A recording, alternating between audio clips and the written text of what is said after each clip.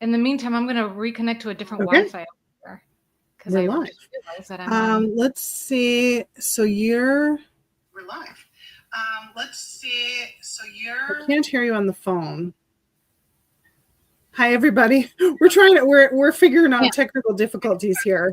Let's see.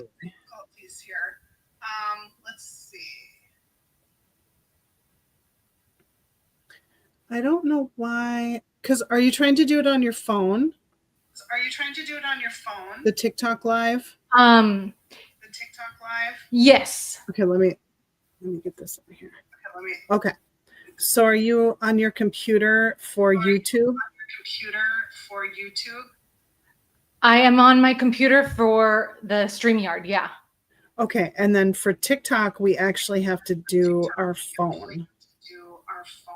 Yes, and so I'm on my phone with the TikTok, and I'm connecting. I was going to connect to a different Wi-Fi.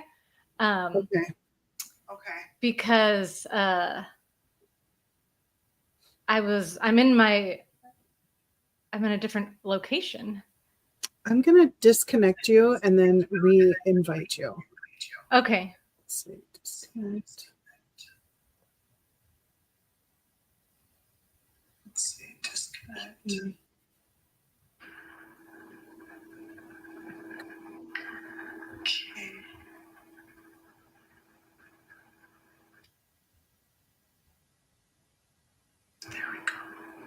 So we're trying to figure out how to get everybody, me and Tanya, both on. We're streaming on TikTok and on YouTube.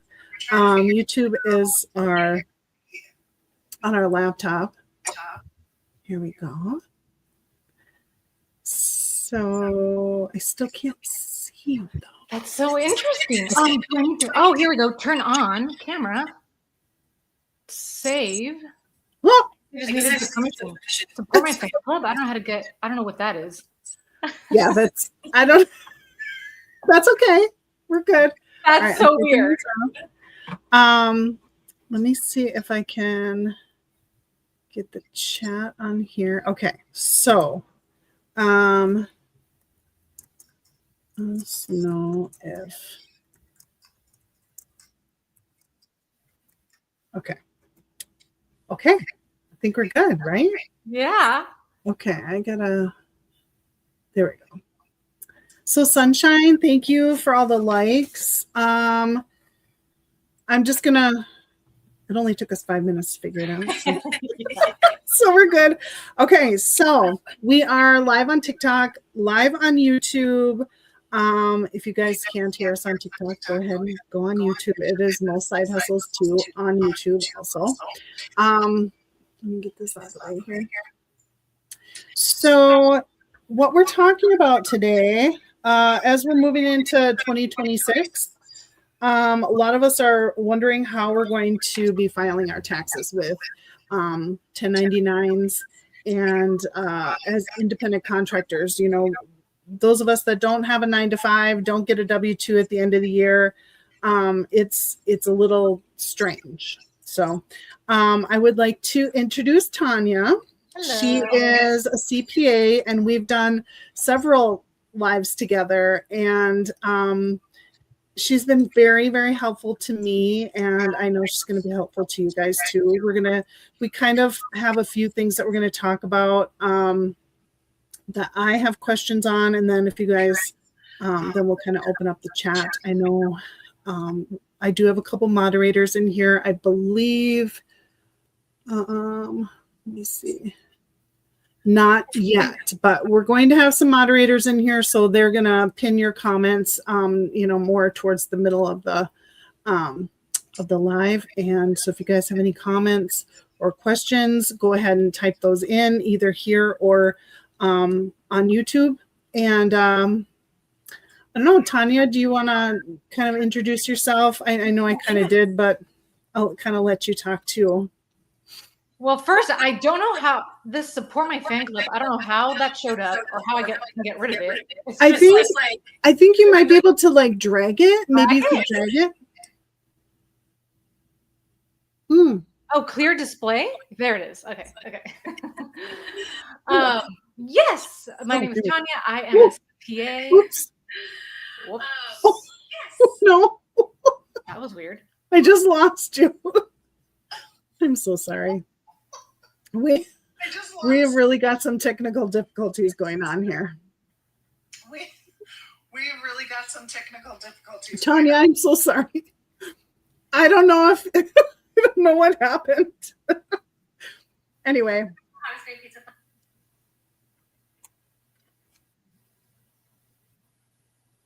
Can you see me? Can you see me? Mm-hmm. Okay. I don't know what happened. I can see Do you. know what happened? And I just rejoined your live. I don't know what happened. Do you know what happened? I have no idea. Could it have been that I after I dragged that little thing, maybe I pressed something and I closed it on accident? Okay, I'm inviting you one more time. There we go. There we go. Okay. I'm so sorry, you guys. Okay. Okay, so you might have to, you might have to hit your camera again. Yep. And last time it popped up. I think if you tap like where your face is, it might bring that up. Let's see. Hi, Katie. King, I don't know what happened. We don't care. Live settings. Hear your voice. Let's see. Oh, here we go. Now I did it. Okay. Okay. Hey. Okay. So, this is Tanya. She is a CPA and she has been helping us with independent contractors filing their taxes. So I'm going to go ahead and let you introduce yourself. Yes, I got into the tax game after I graduated college. So working public accounting, doing tax returns for the companies, doing the financial statements for the companies, then doing the tax return for the companies, then doing the tax return of the owners of the companies. So I got to see like the whole picture. Wow. And so I'm very grateful that I got to see the accounting, auditing, financial statement side, and the tax side. Right. So I identify things in the accounting that would apply for taxes, because some CPAs, you know, when you go to a big accounting firm, you have to choose a route. You have to choose either tax, and then you just know tax stuff, or you go to like the auditing, and then you just know financial statement stuff. And I got to do both, so it was awesome. That's nice. You saw both sides of it. Yeah. So I learned that, and then I did 2 years of forensic accounting, which I helped divorce attorneys split the money up when people got divorced, high profile divorces.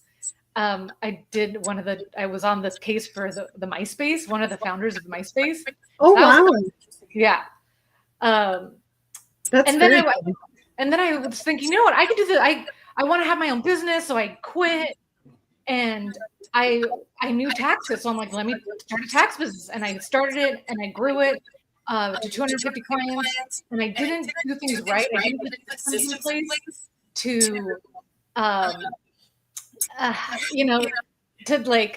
to spread the work out, and I didn't have boundaries for myself. And so I would just like wake up in the morning and work all day, all night, and then like stay up late, and then like sleep in, and then not eat lunch and not eat dinner. And I was just all over because I ran away from structure with the 9 to 5. I ran away from it, and then I was like too unstructured, and I think that messed me up because I was trying to do everything myself. I didn't hire anybody, and I got burnt out, and so I just got rid of it. And I'm like, I don't want to do taxes anymore, but I still want to have a business. I still want to help. So I've been doing TikToks, and I've been putting myself out there to like help people, because I know how confusing it is when you're a W-2 employee and then you become an independent contractor. You're on your own.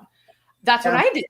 And even though I knew how to handle it myself, there's so many people that the tax clients that I had, they're creatives, and they had side hustles, and then they quit their full-time job, and then were full-time with their side hustle, and their side hustle became their main hustle. And so I knew like they were so confused when I came to taxes, and because it's a whole different system. You have a little business. It's like you have a little business, and it's so many things unlock, like so many things for business owners. It's the tax rules are geared toward business owners and investors, real estate and other types of investors, and they give all the tax breaks to them. Right. Yeah. And I've been doing this, for over 20 years now. So wow. Mm-hmm. And I've kept my license, and so I do continuing education 40 hours every year. So 80 hours every 2 years, and I'm staying on top of all the rules. And right. And this year we've had a lot of different things happening. Mm-hmm. And I think last year we had some changes too. 2024, not as bad as this year. 2025. Yeah, this has been, and it's business owners and just regular W-2, like itemized deductions. It's really cool. Like it'll help out my parents, because senior citizens are getting like an extra deduction. Oh, that's good. Yeah, that's good. No, it's good to hear. Mm-hmm. It's funny when you said you went from a 9-to-5 to having your own and having that structure, and then changing to not having any structure. Oh, yeah. I'm dealing with that myself. And even though I've been doing this for 4 years, I worked like you. Like I worked 12 hours a day, 7 days a week. I just was hustle. And then I just kind of crashed. Yeah. Yeah. And now I'm trying to find that balance. And it's very difficult when we're our society, we're geared towards breakfast, lunch, dinner. Mm-hmm.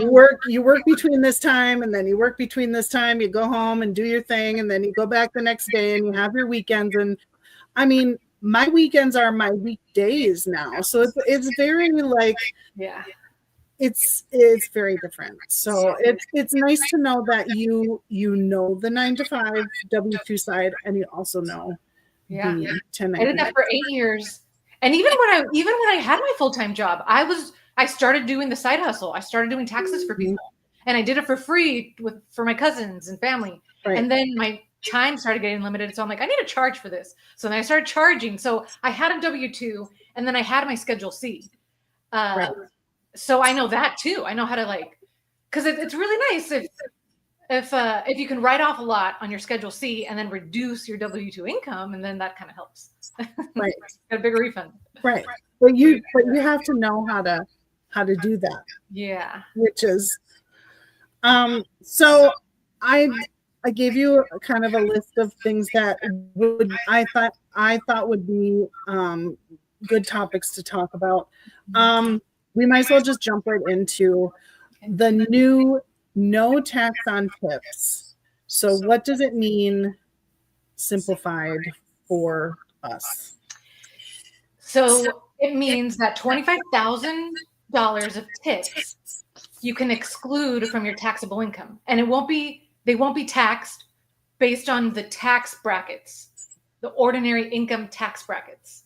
So if you ever Google tax brackets, the federal tax brackets will come up, and now it's like a marginal. So a little chunk is taxed at 10% of some of your income, and then the next is taxed at a different percentage. So the $25,000 you won't pay ordinary income taxes on. You're going to get to reduce your income by up to $25,000. And it's good for employees, and it's good for independent contractors. What's really annoying, and I hope they change this, is that for independent contractors, it's based on your profit. So you do everything on your Schedule C, and I thought, oh, cool, you get to reduce your Schedule C income. You get to reduce, your business profit, and you're not gonna be able to. It's not gonna be reducing your business profit. So a little example is let's say you make $50,000 on your Schedule C, your business, and then you have all your deductions, and you have left over $20,000 of profit. you're going to still pay Social Security and Medicare on that 20,000 on the leftover. That's self-employment taxes. So you're stuck with having to pay Social Security and Medicare.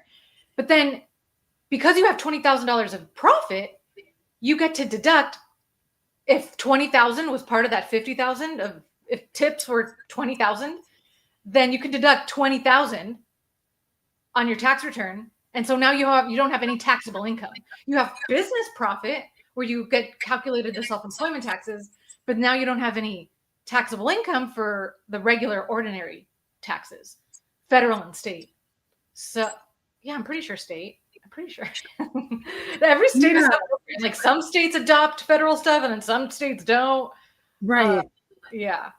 So, okay, I think we talked about this in June, and I think I had it like set in my head, like I understood it. But let's use the 50 and 25 again. So Okay. say I made $50,000 this year, and I calculated that 25 of it was my income from DoorDash, Uber Eats, and then 25 of it was tips.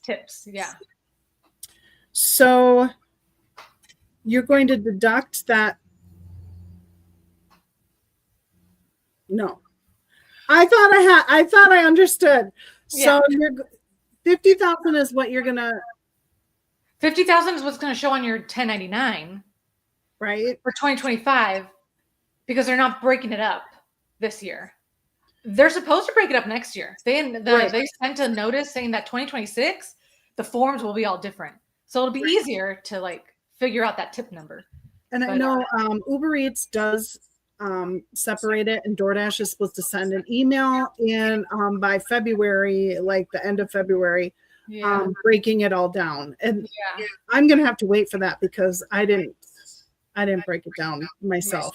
We can do that. We can break it down, but you need to be diligent in doing that because I can't go back to January and look at, you can't see it in DoorDash in the app, which is not good. But okay, so we made 50, 25 is tips. So do we take our deductions off of the 50 then? Or off of the, okay, so the Schedule C, we put the 50 in there, we take the deductions off of that. Yeah, your auto, your cell phone, your all the regular stuff. Yeah. And then, so say it was 50 and that brought it down to 40 or whatever. Okay. Okay. So, and that's probably a high number, but so then where does the 25 come off? Yeah. After that? After that, and it comes off on page, it'll come off on it'll show up on a different schedule. It won't show up on the Schedule C. Okay. There's going to be something in the software, the tax software, that says you'll put the tip amount, and then it'll do its own it'll like put it where it's supposed to go, and then because that 40,000 from your Schedule C, that flows through to like page 1 of your tax return. Okay. And now you've got 40,000 on your tax return, but then that number is going to be reduced by 25,000. Okay. So it's 40,000, but then you take the 25 off of that. So what does that make? 15. And that would be our taxable income then, the 15. Yes, and then you get to take your standard deduction. So then you reduce that again by the standard deduction for 2025. Okay. That deduction is for 2025, 15,750 for singles. Okay. So basically, you're not gonna. It kind of like it'll help wipe out like your overall income, your total income. Okay. And you'll see that on the first page of the 1040. Okay. You just won't see a line item on your Schedule C for tips expenses. It just won't go on the Schedule C. Yeah. So Joey's saying, hi, Joe. And I saw Josh said hi too. So hi, Josh. If I make, and Katie, if I make 40,000, my tips are above 25,000 and mileage deduction is 19,000. How would that go? Okay, so how that would go is you would do 40,000 minus your 19,000, Okay. which is your auto. That's Right. your that's what you can deduct on your Schedule C, and now you have 21,000 left over. Right. You can deduct 21,000 of your tips. That's how the IRS has the rules so far. Okay. Even though your tips are more than 25,000, they're saying because now your income is only 21, you can enter the total amount of tips in your tax software, and the tax software will limit it automatically to just your 21 of income that's left over. Okay. So it's limited on your income that you have. So that basically, that would just wipe it out. So then you would have no taxable income, right? It would wipe it out. You don't have any taxable income, but you'll pay 15 point whatever percent on the 21,000. You'll still owe some taxes on the Right, 21,000. So you'll owe on the 21. Mm-hmm. But Correct, Joe. You won't owe federal taxes, federal ordinary income taxes on any income in your instance, but you will owe self-employment taxes on the 21,000. the self-employment taxes are not affected. So that we're still going to have some sort of, because what is it? Social Security and Social Security 6.2, Medicare 1.45, which is like 15%, 15.3. So 15%, you'll still pay. Yeah. okay. And Joe says, I would pay state taxes. Ah. Depending on your state. We aren't sure about the. I'm going to have to go and get mine done because it's last year I was too confused. The year before seemed to be okay. And I'm going to have somebody help me to get mine done because, and hopefully, I'll have a little better idea too, to be able to explain to people too.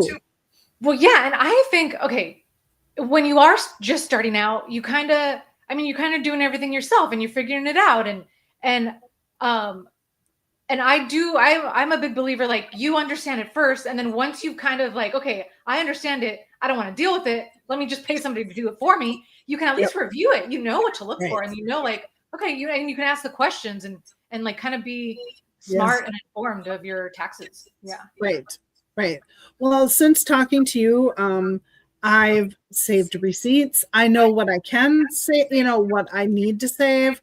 I've always tracked my mileage, but as far as, because I travel a lot to work. So, I've been, saving like hotel receipts and meal receipts. And, if I'm traveling far away to go to work. So that has helped me a lot. I'm hoping that helps me a lot with my deductions, but Amusing says, I've dealt with the IRS for years, another business I own, and it's not as scary as you think. Right. As long as you get the main gist of what's going on, I think, just like with anything, Can I use my car payment and insurance as deductions? You can if you're taking the actual expenses method. And there's two types. There's the mileage deduction method and the actual expenses. You still have to calculate your mileage because you have to calculate what your business use percentage was for your car. So you need like that percentage number to know, like, am I going to write off 50% of my car? Am I going to write off 60%? And you really only know kind of with your miles and kind of estimating your miles. So let's say you drove 5,000 miles for business, but in total you drove your car 10,000 miles. So now 50% of your car can be a deduction. So because now you know your business use percentage, you can deduct 50% of your insurance. If you're going with the actual, 50% of your insurance, 50% of your gas, 50% of repairs and maintenance, 50% of like all your actual stuff that you spend money on. And the payment, if it's a lease, you'll do 50% of the lease payments. If you don't lease it and you buy it outright, then you can take depreciation on it. But here's the catch with depreciation, because now we have bonus depreciation and it's back, and we can take more of a deduction. And it's great. You place your car into business, and you want to take your actual, you want to do the depreciation, and you take a big chunk off that first year, but then now the next year you've taken already the big chunk of depreciation, and now you don't have that, and now you're stuck, because the rule is once you choose a method, you can't flip flop back and forth. If you choose to do the actual, then you're stuck with the actual. And when I leased a car one time just to see what it was like. I'm like, hey, I've never leased a car. Let me see what it's like to lease a car. And I did. I took a percentage of my lease payments, and I deducted all my actual expenses, Right. And I think I want to say it was almost the same, even with the lease. It's almost the same as the mileage. And so I think it's better. I think the mileage, if you drive a lot, I think the mileage is always going to be the bigger deduction. So I think so too. When you do the mileage, then that question is no. You can't deduct your lease payments, and you can't deduct your insurance, and you can't deduct your gas. The only thing you can deduct is your interest expense. So there was that new rule that, oh, cool, you bought a new car, you can now deduct up to $10,000 of your car interest. Well, business owners could always deduct their car interest, Right. even if you're doing the mileage deduction. So, yeah. So you can deduct the interest if you do the mileage. Yes. And So your DMV fees, property taxes, your state registration. Yeah. And parking. Oh yeah, parking. And parking is 100%. Parking is you don't have to take a percentage off the parking. The parking is the parking. Nice. What about tolls? And tolls. Yep. Okay. Tolls. Okay. Yeah. Everyone's saying they usually do mileage. And I do that too. I use Stride. If you guys don't use Stride, you can go to the top of my page, to my Stan store. I do have a link where you can download Stride. I think it's the first one. It's got a couple other free money making apps also, but Stride is my favorite. I just get in that habit of every time I turn DoorDash or Uber Eats on in the morning, I turn Stride on at the same time. So it's because I'm always working. So it's not if I'm just going to the store, I don't turn it on. But if I'm start working in the morning, I turn it on. And the mileage is a lot easier to deduct, I think. Yeah, totally. And Katie said, how do you know what the interest is? Because I bought my car, but I have a car payment. So I don't know if you can get your car, you can call. You can call. Yeah, they'll tell you the total for the year that you paid. You can also, the long way of doing it is looking at if you can log into your account online, and each payment, there'll be a breakout between principal and interest. And then you just add up all the interest numbers. Yep. Because they don't just call. Yeah. And they just, or I text them and they just send it to me almost instantly. They must have a running total or whatever. So. Yeah. And now that anybody can, for new cars, I'm sure they might have an interest that they send you every year of how much interest you paid. Maybe that'll happen next year, 2026. Yeah, for your car. So I think we kind of covered the no tax on tips. I understand it. I'm glad Joe asked his too. We still do have to pay the 15% on Social Security and Medicare, whatever those self-employment taxes are. Yeah. But we are going to get a break. I think it's going to be easier for us and less expensive for us this year. Hopefully. So the no tax on tips. Okay, so if you're a W-2 employee, say you're a waitress and you have a W-2, does that apply to them as well? It definitely does. And for waitressing, the W-2 breaks out your tips. Yes, nice. They always did. Mhm. And so you'll be able to know that number. Is it like, I need to look at the form, but it's one of the boxes, because I think like you're supposed to report it when you're working, but they'll be able to deduct it, and their W-2 income is ordinary income, like regular income. They've already paid their Social Security and Medicare. It already got taken out from their paycheck, so they don't need to worry about it. So all their income, they just reduce their tip income, and then what's left over is nice. is left over. Yeah, Awesome. yeah. Social Security tips. It's box 7. So box 7 from your W-2. If you are a W-2 employee and got tips, your tips should be there. Okay. Mm-hmm. So one of my questions was how should gig workers track their tips going forward? And I think I can actually answer that. I kind of did already. With Uber Eats, they do break it down. If you look in your earnings statements, it breaks it out. With DoorDash, they are going to send an email. I think it's by the end of February that they're supposed to send this email out. I did see a question too. If DoorDash sends you your mileage, it does, but it's not until later, like February. And again, I would definitely recommend using Stride to track your mileage.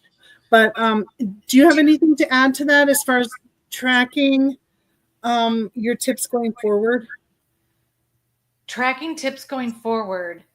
Well, I think for 2026, all the companies are going to be tracking it. They're going to have to track it. So, and then they're going to report it. So, right.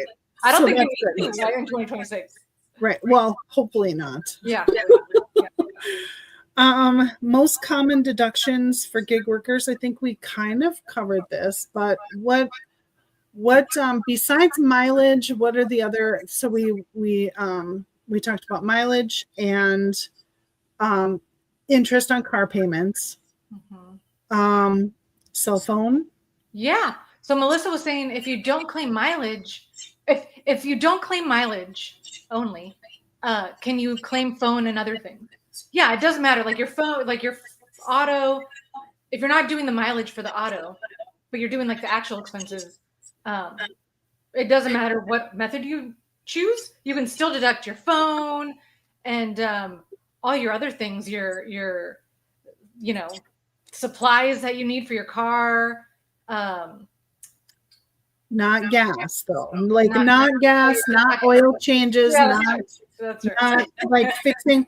But I do, like, I purchased a vacuum and I purchased like a rug cleaner, and those I deducted because I do use them in my car. I would think also car washes, like if getting your car cleaned. I would think so too. I'm not sure, but I would think so also. I would do it. Because there's one CPA tax attorney, Mark Kohler, and he even says like, hey, you use your phone for business, then it's 100%. I was always like, oh, well, I use my phone for personal and business, so should I carve out a personal portion and only deduct a business portion? But he writes off 100%. He's like, it's ordinary and necessary for your business, so you need it. And you need it, and you have to pay for it. And that is like, oh, okay. Even like Apple Watches. An Apple Watch, because it's all connected. Like it's right. It's connected to your Yeah, that's good to know. Yeah. Let's see. Mileage versus can we maybe touch a little bit on mileage versus actual expenses? Yeah. There's the spread. I have like a little spreadsheet. I mean, if you wanted to, you could. If it's your first time trying to figure out which deduction is going to give me the bigger deduction, you can, if you wanted to, add up all your actual stuff. you add up your gas, and you add up your insurance, and you add up your repairs and maintenance, and you add up all the actual stuff, and then you add up the miles, and you see, okay, this is how many miles I drove for the whole year, and these were my business miles. Divide your business miles by your total miles, and then now you got your percentage of the business use that you use your car for business. And if it's 20%, then 20% of your actual expenses you'll be able to deduct, and then you get that number. And then you compare that number to, okay, well, what if I did the mileage method? And let me just take my business miles and times it by the mileage rate for the year. The IRS always lists like the business mileage rate. And I want to say it's 64 cents for 2025, and then it'll change for 2026. And then you multiply your business miles by the mileage rate, and then you get that number. And so now you've got both numbers to compare. And it's like, okay, which one is the bigger number? I'm going to go with the bigger number because, and especially if like that's what's going to kind of be every year, then go with the bigger number and stick to that. And once you decide what method you're going to use, you gotta stick with it. Yeah, and if you change cars, right, if you're deducting gas and if you're itemizing, you need all your receipts for everything too. So that's for me. There's no. I get gas every single day. I can't. Oh, I know. Yeah, you would have to track all that. Yeah. I would say the time that I would itemize for myself is if I was getting a lot of work done on my car. So if you had some major, repairs that you had to do on your car or whatever, brakes and tires go in with mileage. Yes. So does brakes and new tires go in with the mileage? I would say that goes with the actual expenses. Okay. So like brakes and tires, if you have to, spend money on that, then that's kind of the bucket of your actual expenses. So that wouldn't be lumped into your standard mileage deduction? I guess what you're saying is the standard mileage deduction takes into account all the tires, brakes, gas, yes. Oil change, yes. So I think that's what Katie was saying. Yeah. So Katie, if you're itemizing, you can definitely write those off, brakes, tires. But if you're doing the standard mileage deduction, the 64 cents a mile, all of the tires and brakes and all of that are included in that mileage, that standard mileage, right? So then instead of keeping track of all the actual stuff, then you just take the mileage. Right. And that seems to work the best for me. That seems to be more than if I itemized. Mm-hmm. Yeah. It is separate if you're itemizing. Mm-hmm. But if it's otherwise is Dash and Uber Eats considered a full-time job? Well, it depends on how often you work, I guess. Yeah. It's like more than a full-time job for me. But let's see.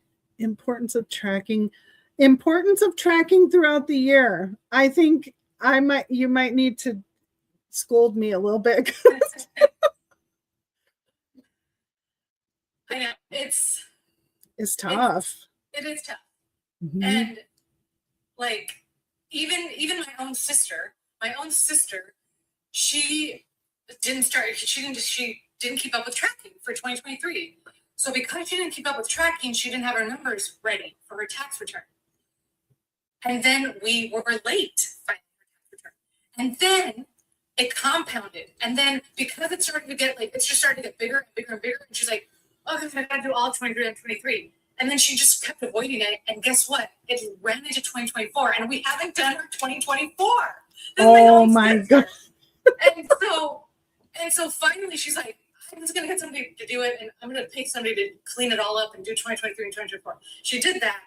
But, and now she's caught up. But if you don't track, it can feel daunting when it's like, oh God, I got to do everything. And then you kind of avoid it and then you don't do it. Yes. or you just suck it up and then it's a horrible night or day of doing it. Right. Yeah. That's how it was for me.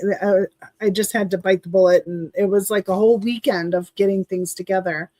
But and the thing too is, and I've done it too, where I go months and I forget. Well, and because I had the baby, I went like 8 months. For a whole 8 months, I didn't do it. I believe it. And you don't remember things. Like I'm like trying to categorize things in my QuickBooks, and I'm like, oh gosh, I don't remember what that was, and I have to like, what was that back in February? Like I can't remember. So when you are doing it like every 2 weeks or monthly, then it's kind of easier to remember. Sometimes your charges come through and the description on your credit card statement is like a weird description. Yeah, you're like, what is that? Yeah. And so, but if it happened recently, you can kind of be like, oh yeah, I remember what that was. Right. If it was a month ago, it's a lot easier to remember than if it was 8 months ago. Yeah. And I'm thinking, I don't know if it's out there yet. If not, I kind of want to create it. But where, if you are using a tax software, you get texted, hey, this just came through. Where do you want to put it?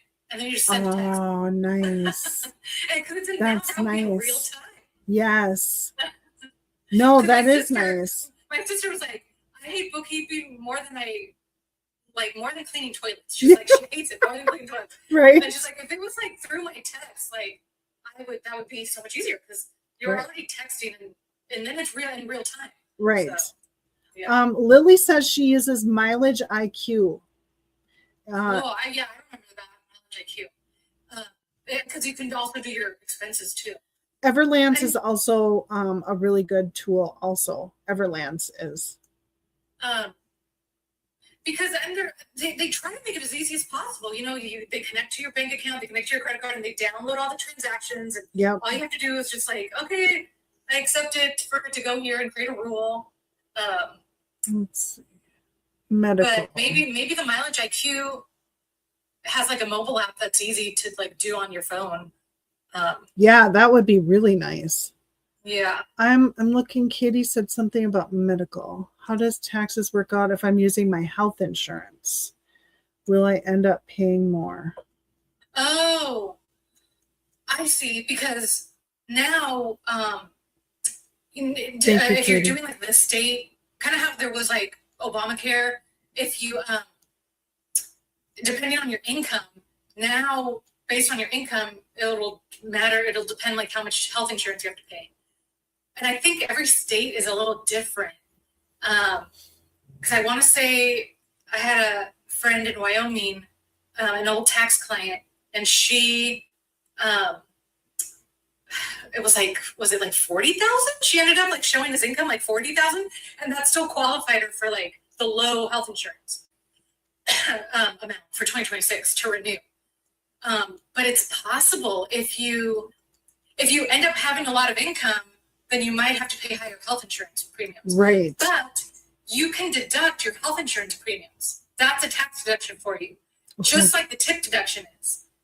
You get to reduce your ordinary income taxes, your taxable ordinary income, by the health insurance premiums you pay if you have profit in your business. Right. That's good. Yeah. So Katie, she said, I made 30,000 and it's probably more. So yeah, because they reconcile. They you give them a number and then they give you your health insurance premium based on that, and then once you do your tax return, then you have to enter your, I want to say the 1095-A form. And I think this might be the last year that they're going to do it. Like they're trying to get rid of that. Are they? You may be. Right. Yeah. I know when I went to H&R Block the first year I was doing this, and she said to kind of, halfway through the year, check and see if you're kind of on course with what you thought you were going to make. And if you weren't, then to get in touch with, I don't know who you call, but to get in touch with them and change your income. Yeah. I mean, who thinks of doing that though? I don't know. I know. There's so Like, much to I want remember. call so I can pay more. Right. Yeah. Right. I don't know. Maybe trying to be creative and find more deductions so that it's lower, so you don't. That's yes, and that's my goal for this year. Is with all the receipts and stuff, I was really good for probably half of the year. I was really good with going in and highlighting the date and the place, and I do have them kind of separated. So I'm hoping that, but like you said, life happens, and we don't. Yeah. And there's not like a whole bunch of people that are super organized and have all these receipts. As like everybody has a problem. I mean, it doesn't matter. Yeah, it doesn't matter how organized you are. Everyone has a little bit of if you don't have a problem, you can come and organize mine if you would like to. Oh my God. How much do you need to make to receive a 1099? $600 for 2025. I think they're wanting to change it. I want to say next year where they increase it to like 2,000. That would be nice. So anybody making under 2,000, they don't need to get a 1099. But now for 2025, it'll be 600. So if someone paid you more than 600, they'll 1099 you. But then some people forget, like big companies like DoorDash, obviously they're going to 1099 you. Right.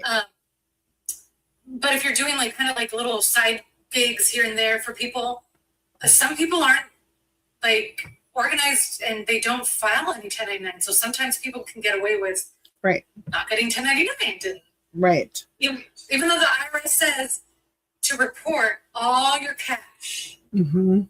But if you don't get 1099, you're supposed to still report all your cash. Right. You're supposed to. Yeah. Yeah. I had one. Well, it's out of my head. I had a question and now it's gone. But so I'm gonna like 1099s and how much to report and will you get? Yes, I had a question. So this year I started doing mystery shopping. Okay. So where you say go to a restaurant and you buy lunch and you fill out this thing, like rating the service that you got. Okay. Yeah. So they reimburse you for the lunch and they also pay you. So say you get up to $25 in reimbursement for your lunch. So I'm paying for lunch and they're paying me back $25 for lunch. And they're also paying me $25 to fill this form out. So I don't know if it's going to show on the 1099, but would that be considered income if they're reimbursing me for lunch? Technically, they're not supposed to put it on the 1099. Okay. Because they're just reimbursing you. It's not your income. Right. But if they do, then you have to deduct all those meals that they reimbursed you for. Okay. But if they don't include it in your 1099 and it's just that payment that you got, then the only thing you can reduce from that is the mileage going to your miles or driving to these restaurants. Right. And anything over and above what they didn't reimburse you for. Right. Okay. Yeah. There's California Line Dasher. He is on YouTube. He's the only one that has that's watching us on YouTube. Thank you for watching us on YouTube. And he just had a couple of comments. DoorDash sends you 1099. I got one last year. Yes. I did want to make one quick comment about DoorDash. I did do a video on this.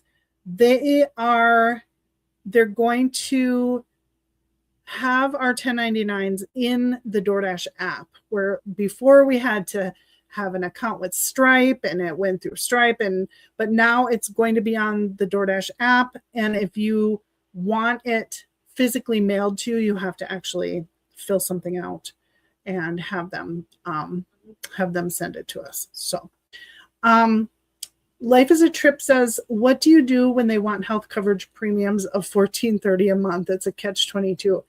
And yeah, it's crazy. Gosh. Yeah. As far as your healthcare premium, do you live in a state that provides a stipend? possibly. Yeah, that would be the marketplace and seeing if they could help Right. Yeah. based on your income. Mhm. Income. I found I'm eligible for Medicaid insurance because they take half. If you're self-employed, they take half of your income as your income.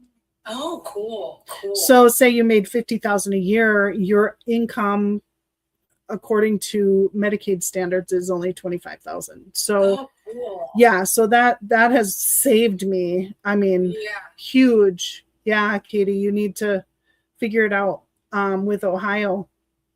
Do you just have to get on to your to the Ohio Medicaid website and just apply? I mean, it doesn't hurt. It's a pain in the ass to apply, but it doesn't hurt. I mean, if you get things covered for a little while, that would be awesome. What about Cash App or Zelle? Do I have to report that? They kept wanting to report it. There's like a big limit you have to go over. Like I want to say it's like 20,000 transactions or $20,000. So not for 2025 unless you have it registered as a business, and then when people pay you, they have to select like, is this a family friend or is it a product or is it that? If it isn't just like a family friend, then they could 1099 you. But I want to say that you have to go over a certain limit. Even with PayPal, you have to go over a certain limit. Mm-hmm. And if you don't, then they won't send you anything. Right. I've never gotten anything from Zelle, and I got paid through Zelle, and I never got anything. So okay. Yeah, I know. I'm thinking like, people who sell through Facebook Marketplace, I'm sure they do, a lot of, I don't know how you would. Yeah. I know Stripe, like merchant accounts like Stripe or Square, they'll definitely send you if it's over 20,000. Oh, it's 20,000? Yeah. Okay. Yeah. That's interesting. Good to know. Yeah. Katie, I'll send you a message about that. About the Medicaid stuff. Let's see. I thought this was interesting. What to do if earnings don't match a 1099? Oh yeah. Yeah. That means they made a mistake.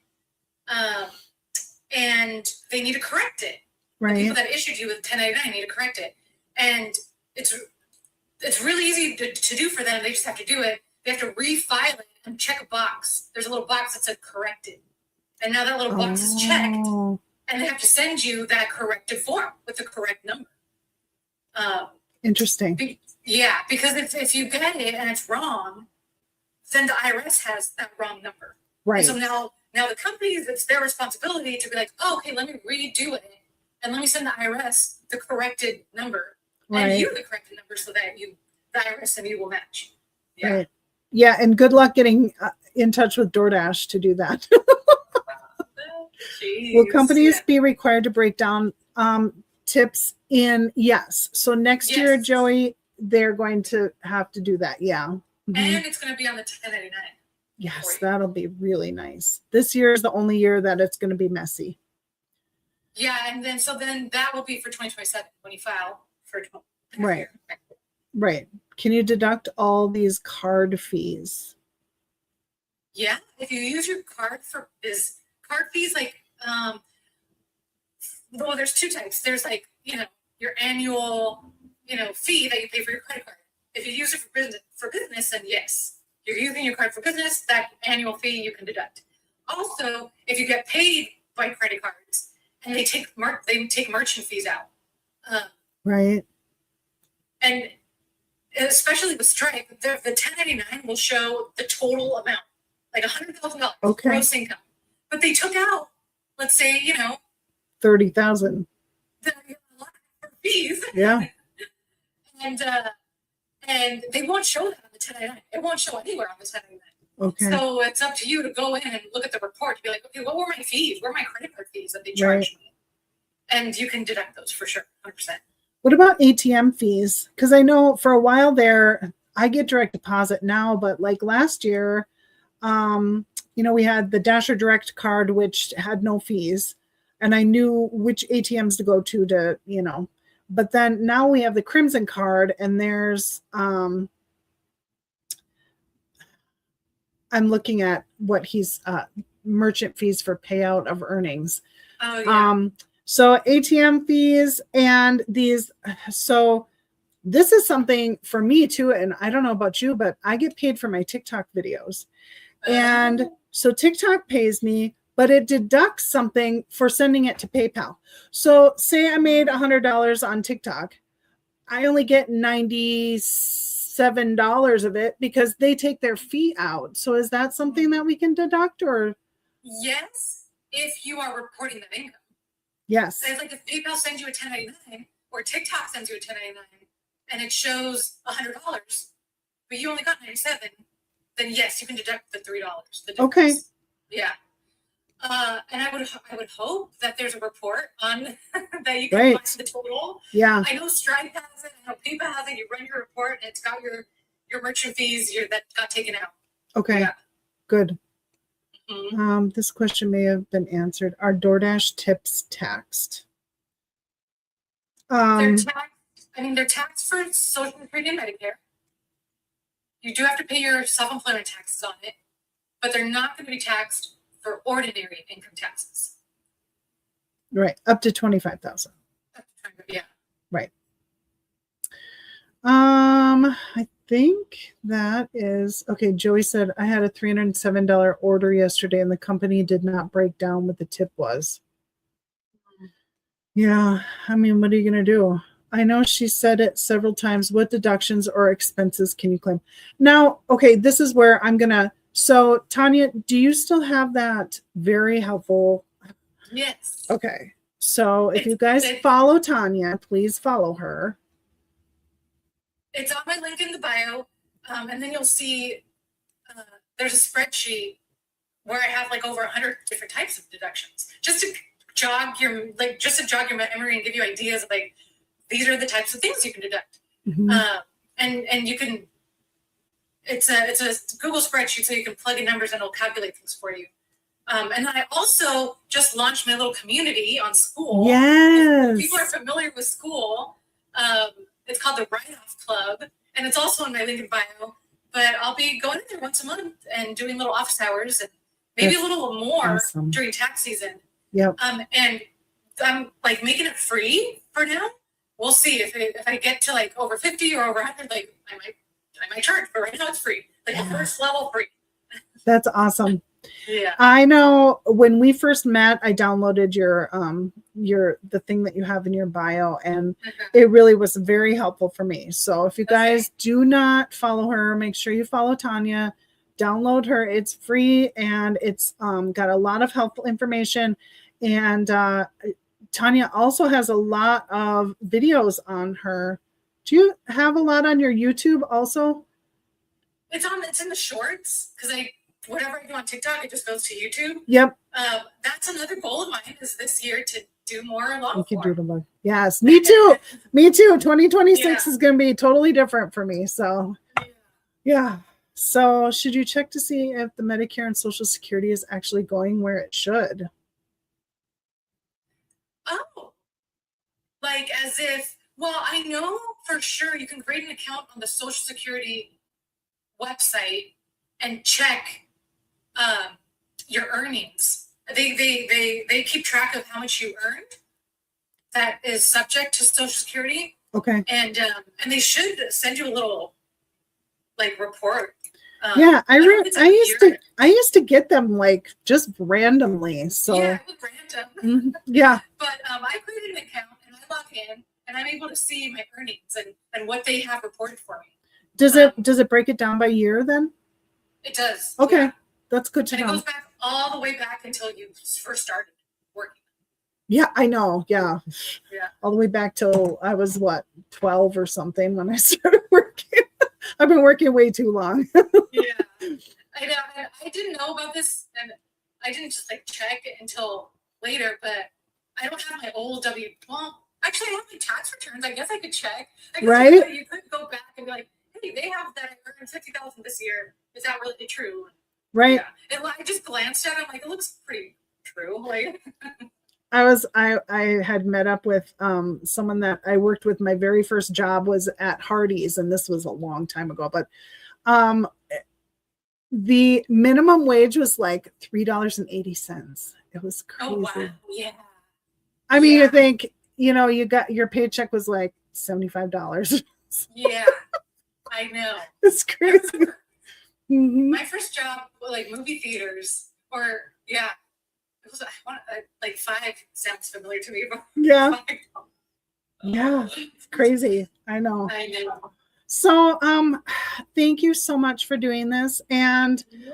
I think, maybe closer to when, maybe February, when we're starting to get all of these things in, that maybe we can do something else.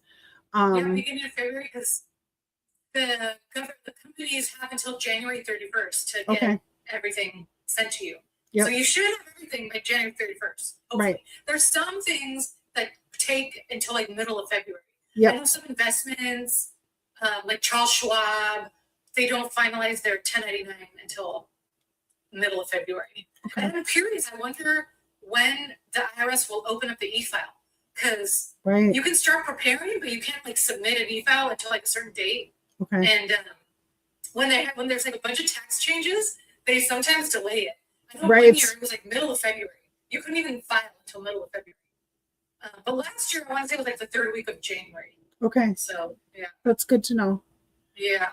Yeah. So we'll plan on another live like this. I think it looks like it worked out pretty well between YouTube and TikTok at the same time. So that's good. And yeah, if you guys don't follow Tanya, go ahead and follow her on TikTok and YouTube. What is it's My Money Skills. My Money Skills. In the beginning I was like, I want to teach about all types of money, and how how to manage your money. Right. And it's very broad, so you can. I mean, you could in the future if you wanted to. Well, and I know there's certified financial planners, CFPs, and they know about investing your money and all that.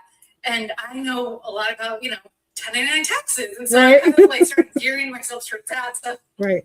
Like Yeah. I wonder if I should change the name to something else, but whatever. No, I That's think what it's it is right good. now, My Money Skills. My Money Skills. Yeah. Should you pay prorated quarterly taxes if income is a certain level or not? Yes. Hi, You David. should. And prorated quarterly, I'm assuming, like the estimated tax payments. Right. Because when you're like pure 1099, then would there be a limit? There really isn't, because you pay self-employment taxes on, I want to say like over $400. Like once you make over $400 in profit, like you're paying a little bit of self-employment tax. But the reason to pay like quarterly is so that you don't get hit with estimated tax penalties. They penalize you if you don't give them their money ahead of time. And it's only if you owe them more than $1,000. So if you don't owe more than $1,000, then you will get penalized for federal. Right. And so you don't really have to, but of course it's like hard to know until it's all said and done. But Right. if you do kind of like, okay, I'm making a good amount of money, I think I'm going to owe, then I think it's a good idea. And the last date to do it for this year is January 15th. Okay. You can send in a payment to the IRS and it'll count towards 2025. Okay. And the deadline is January 15th. Good to know. Yeah. And you just do an estimated tax payment and send in some money. And if you send too much, then just get it back as a refund. Right. When you do your taxes. Yeah. That's good. Good to know. Yeah. Thank you guys for all your great questions. And thank you, Tanya. Yes, you're welcome. Yeah. Thank And you. yeah, and we'll have to we'll figure out when we're going to do it again. And Okay. all right. Thanks, That's good. everybody. And don't forget, I'm having my Christmas party tomorrow. Oh, Same yeah, time. fun. I know. Yeah, it'll be fun. So thank you, everybody. Thanks, Tanya. You're welcome. Okay. Have a good night. Bye.